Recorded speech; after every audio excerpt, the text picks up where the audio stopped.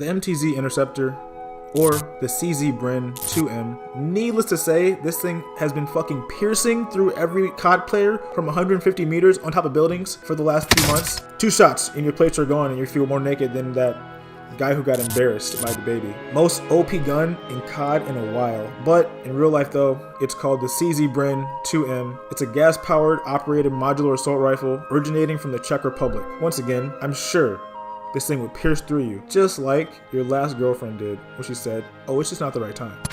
Now, blowing you away like my javelin does, after it grabs you by the hair on your chinny chin chin and sends your little ass to tank heaven. The javelin. A majestic destroyer, one might call it. There's not many launchers quite like her. Her long-range capabilities mixed with her staggering firepower, she tends to be sufficient for any enemy vehicle. Known as the FGM-148 Javelin, your favorite advanced anti-tank weapon system is an American-made portable tank annihilator, in service since 1996 and has been continuously upgraded since. During the war in Afghanistan, the Javelin was used effectively in counterinsurgency operations known as coins. She'll only get you so far, being for long-range tank disposal. You'll need a well-known sidearm to switch to in a hurry. The Beretta 939, or the Raffica, is another staple in the Call of Duty secondary category. This year, it's a reliable gun to use in close quarters combat as a primary or secondary option. Its burst fire feature gives a quick elimination time. It's famously used as the basis of the RoboCop Auto 9-gun prop. This weapon was first introduced to COD players in COD Modern Warfare 2, which was released in 2012. While the model was used by Italian counter-terrorism forces of the National Police Force, Nucleo Operativo Centrale de Sicurezza, and colleagues formed in the late 1970s, it was adopted by other police and military forces who require a concealable weapon with rapid-fire capabilities. A perfect primary, when using a Beretta 93R, is a classic Heckler Koch G36. An assault rifle designed in the early 1990s by German weapons builder and seller Heckler Koch. This weapon today in Warzone will not only break your plates, along with your confidence and your pride, it'll also break your team down in the classic Call of Duty 4 Modern Warfare.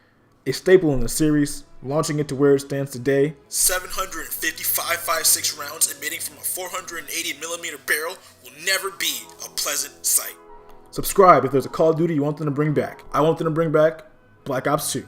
Now listen, the Uzi hasn't really been, ever, the gun to use virtually.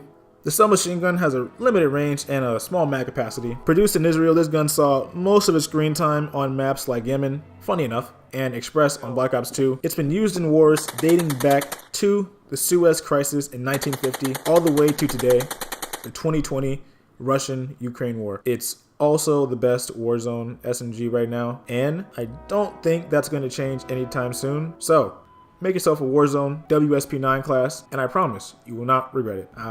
The FAMAS. It's a bullpup assault rifle, designed and manufactured in France by Mas in 1978. It's known by the French troops as Le Clédillon, the bulge, due to its distinctive shape. It's recognized by its high rate of fire, around 900 or 1100 rounds per minute, and probably most famously popularized by the iconic Black Ops released in fall of 2010. This is the burst rifle to use in all scenarios. Maybe. Heckler Koch making another appearance on the list with a dominant CQC SMG, the MP7. This weapon, over years, has changed significantly. It's a gun that doesn't have many scenarios it can thrive in. Nonetheless, in a close-range scenario, it's getting the job done, period. With the Germans working on this fine piece of machinery, being produced since 1999 to the present day, this weapon is a beyond viable weapon in Call of Duty multiplayer.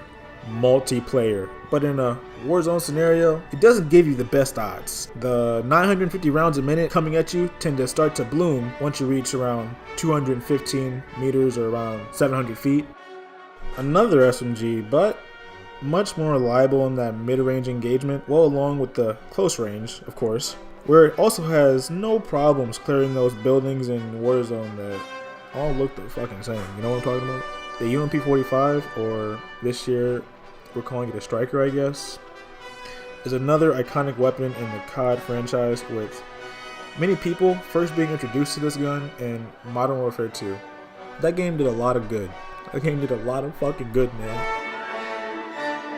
The fire rate isn't so fast you can't control the recoil, but it packs enough of a punch that you don't need to be super close or put 20 shots into a tango to let them know who has the bigger cojones. This next gun has a uncanny resemblance to the UMP-45.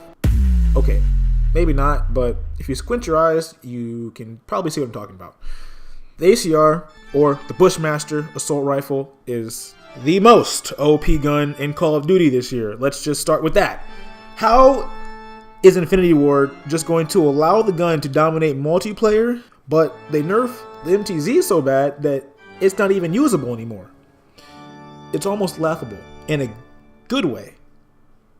Just kidding. The gun literally dominated MW2 in 2012. I mean, along with the M4A1 and the UMP-45. But that was it. And they brought it back because what? Like, there isn't enough guns in the world? I get it. Rebranded game, remake, but at least give us some new guns. Like, they literally put guns from the last COD into this game. Like, yeah, just chuck those last year's reused guns in there. Nobody's gonna notice. We fucking noticed. And we didn't like them, okay? They were the same as last year, the exact same, no improvements, no nerfs, no buffs. And so we don't use them. They're just there. Have a great day.